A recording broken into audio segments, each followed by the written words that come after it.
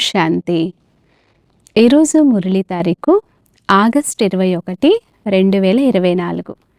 ఈరోజు పరమాత్మ మనకు విశేషంగా తెలియచేసినటువంటి మురళిలోని మధుర మహావాక్యాల యొక్క సారాంశాన్ని ఇప్పుడు మనం విందాం. బాబా తెలియచేస్తున్నారు, మధురమైన పిల్లలు, మీరు చైతన్య లైట్ హౌస్లు. మీరు అందరికీ తండ్రి పరిచయాన్ని ఇవ్వాలి, ఇంటికి దారిని తెలియజేయాలి. ప్రశ్న: పోను పోను ఏ డైరెక్షన్ అనగా ఆదేశము లేదా సూచన ఏ విధంగా అనేక ఆత్మలకు లభించనున్నది? జవాబు: మీరు కుమారీల వద్దకు వెళితే వైకుంఠంలోని రాకుమారులుగా అయ్యే జ్ఞానాన్నిస్తారని మున్ముందు చాలామందికి డైరెక్షన్ లభిస్తుంది. ఈ సూచన వారికి బ్రహ్మా బాబా సాక్షాత్కారం ద్వారా లభిస్తుంది.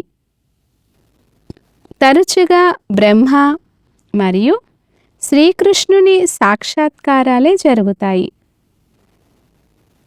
ఆదిలో ఎలాగైతే సాక్షాత్కారాల పాత్ర జరిగిందో అలాగే అంత్యములో కూడా జరుగుతుంది.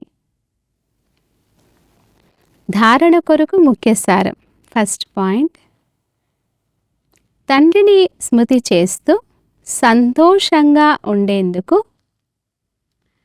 84 జన్మల చక్రమును కూడా స్మృతి చేయాలి. స్వదర్శన చక్రమును త్రిప్పాలి. భగవంతుణ్ణి మీ సత్యమైన స్నేహితునిగా తయారు చేసుకోవాలి.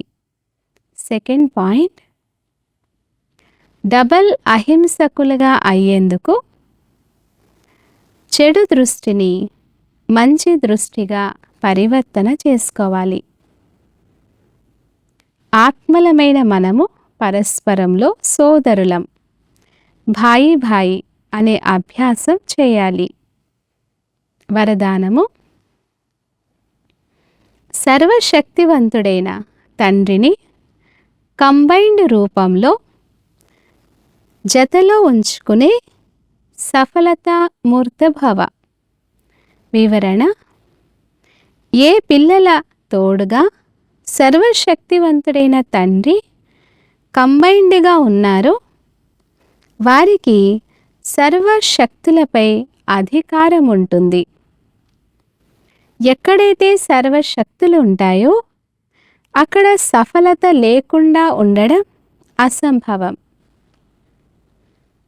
సదా తండ్రితో కంబైన్డ్గా ఉండడంలో లోపముంటే సఫలత కూడా తగ్గిపోతుంది. సదా తోడును నిభాయించే అవినాశి సాథిని కంబైన్డ్గా ఉంచుకుంటే సఫలత జన్మసిద్ధ అధికారంగా ఉంటుంది. ఎందుకంటే సఫలత మాస్టర్ సర్వశక్తివంతుల వెనుక ముందు తిరుగుతూ ఉంటుంది. స్లోగన్: ఎవరైతే వికారాల రూపీ మురికిని తాకరు వారే సత్యమైన వైష్ణవులు. ఎవరైతే వికారాల రూపీ మురికిని అస్సలు తాకకుండా ఉంటారో వారే సత్యమైన వైష్ణవులు. ఓం శాంతి.